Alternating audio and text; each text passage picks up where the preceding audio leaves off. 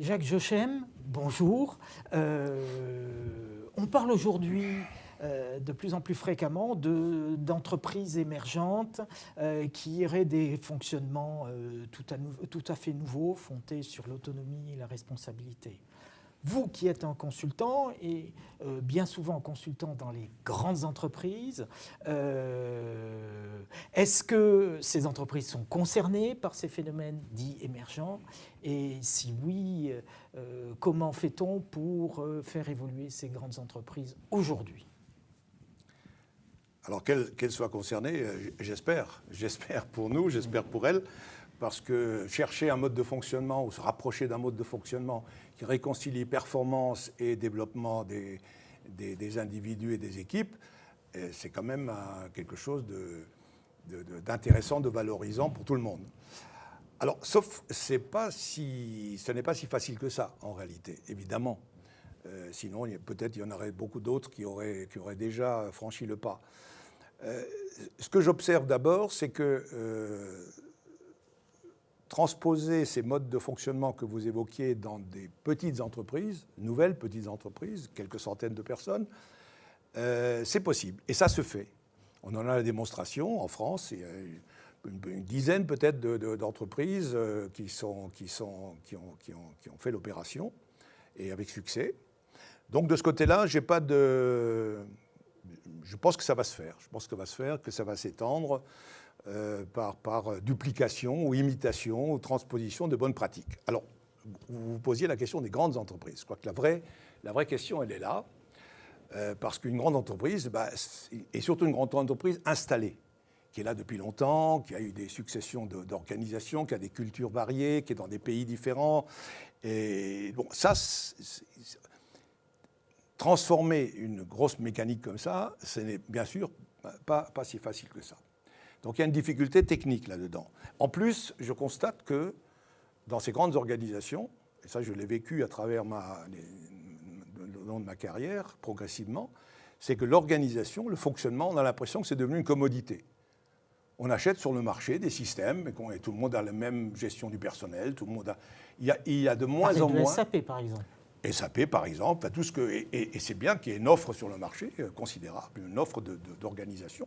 Donc on achète des systèmes, on les implante, on les fait cohabiter, mais on ne se pose plus la question de l'ensemble du fonctionnement en profondeur, qui lui est considéré comme étant quelque chose que tout le monde a, que c'est plus la peine de s'en occuper. J'ai connu une époque où il y avait beaucoup d'innovations dans les grandes entreprises, l'automobile par exemple, Toyota, etc. Et les petites ensuite venaient s'imprégner de ces innovations et les rapatrier chez elles. Maintenant, c'est comme si le flux s'était inversé, c'est-à-dire c'est les petites qui innovent, c'est les petites qui font des choses nouvelles, le foisonnement est là, et c'est les grandes qui viennent aller dans les conférences des petites. On oublie un peu peut-être leur arrogance, leur superbe, leur puissance. Mais alors comment on fait pour modifier les fonctionnements dans une entreprise processée avec SAP, des systèmes d'information, un système de contrôle de gestion sécurisé de tous les côtés et avec des reportings tous les trimestres? Alors c'est effectivement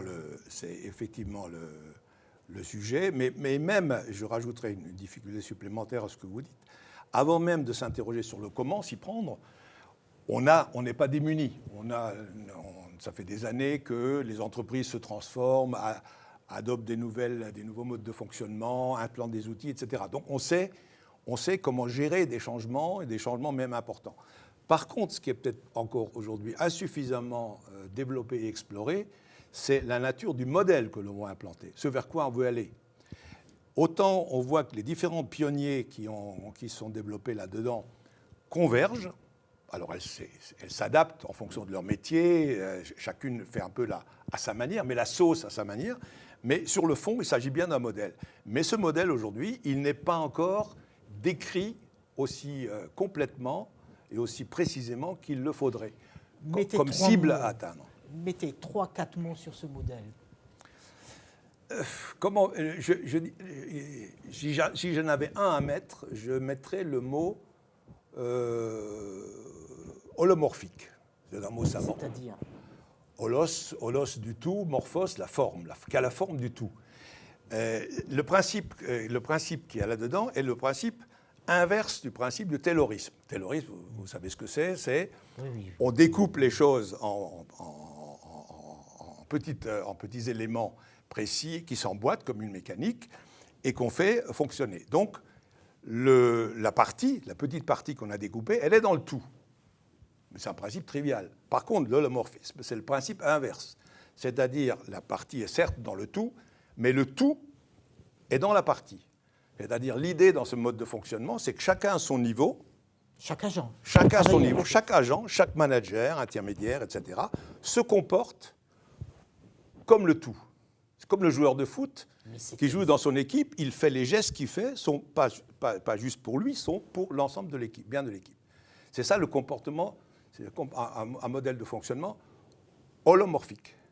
Et c'est ça qui est ce renversement-là qu'il faudrait réussir à faire dans les entreprises. Est-ce que vous avez une expérience Oui, alors mes expériences sont pour certaines, bien entendu, on le disait tout à l'heure, dans les petites organisations, assez faciles, encore que, vous imaginez bien, derrière ça, il y a passer à de la confiance, ça ne se fait pas en le décrétant, c'est pas comme implanter un outil, ça prend du temps, la confiance, ça se mérite. Donc, oui, dans des petites structures et ayant du temps devant moi, moins fréquentes des opérations dans des grandes structures avec encore plus de temps. Donc, c'est là que d'ailleurs on voit la difficulté qui est spécifique aux grandes entreprises. Et c'est quoi finalement cette difficulté ? Cette difficulté, c'est qu'elles baignent dans un univers économique, financier, qui exerce sur elles une pression, comme on sait, tous les uns les autres, une pression considérable, et même on pourrait presque dire croissante, pression de performance croissante. Et donc, s'installe là-dedans, un peu naturellement, des modes de fonctionnement qui sont un peu à l'inverse de ce que l'on cherche. C'est-à-dire qu'on cherche le maximum de prévisibilité, le maximum de contrôle. On veut pouvoir dire à l'actionnaire ce qui va se passer. Et l'actionnaire, à la limite, n'en a que faire du monde complexe et turbulent dans lequel l'entreprise opère. Donc, elle attend de l'entreprise de la prévisibilité et de la performance, conformément à ce à quoi elle s'était engagée. Et donc, ça rend extrêmement difficile, cette pression, le passage d'un mode de fonctionnement dans lequel on demande justement au manager d'être plus holomorphe avec son personnel, c'est-à-dire que chacun prenne sa part de pouvoir, le pouvoir soit beaucoup plus réparti qu'avant, alors que là, cette pression extérieure fait que le pouvoir a tendance à se concentrer. Est-ce que vous connaissez des dirigeants qui s'engagent et qui sont suffisamment convaincus que l'entreprise a y gagné à changer ses modes de fonctionnement ? Il y en a encore très peu. Il y en a dans la génération, je pense, qui vont arriver au pouvoir dans les 10-15 ans à venir. Parce qu'ils ont été, ils ont baigné, depuis le début, dans des modes de fonctionnement où l'autorité est moins présente, où les choses sont plus partagées, ne serait-ce que dans leur fonctionnement quotidien, où les intermédiaires inutiles sont court-circuités, où on fait son affaire localement des problèmes, etc.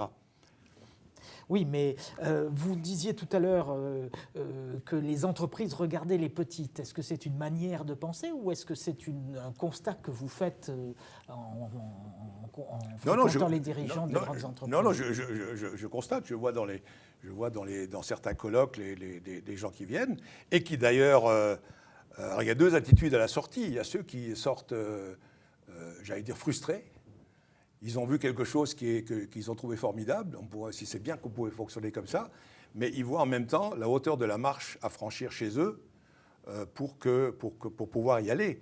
Et ils regardent les modèles en place, et notamment les modèles de gouvernance qu'il y a dans ces structures-là, et ils se disent que la marche est tellement haute que c'est pas pour eux.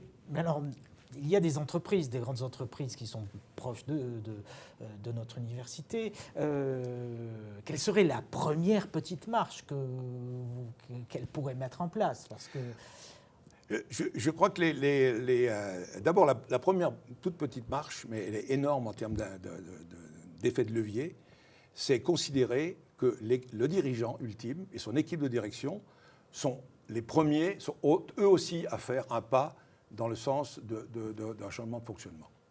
C'est-à-dire que ce n'est pas uniquement pour les autres, c'est aussi pour eux. Et ça commence par eux. Et le deuxième petit pas, c'est effectivement de croiser cette approche par le haut, dans le fonctionnement de leur équipe de direction, par exemple, le croiser avec un fonctionnement qui vient du terrain, de manière à ce qu'il y ait une tenaille qui se fasse et qui crée la dynamique qui permet d'emporter le morceau. Mais ils sont eux-mêmes concernés dans l'opération, et il faut qu'ils s'en rendent compte et qu'ils l'acceptent. Voilà, bien évidemment, nous souhaiterions en savoir plus, mais notre émission se termine. Je vous remercie pour ces premières indications. Je rappelle que Jacques Jochem est un consultant, ancien dirigeant de Bossard, qui a publié récemment le Mix Organisation, un ouvrage qui dit que la valeur ajoutée se trouve maintenant dans les nouveaux modes de fonctionnement des entreprises. Je vous remercie. Merci.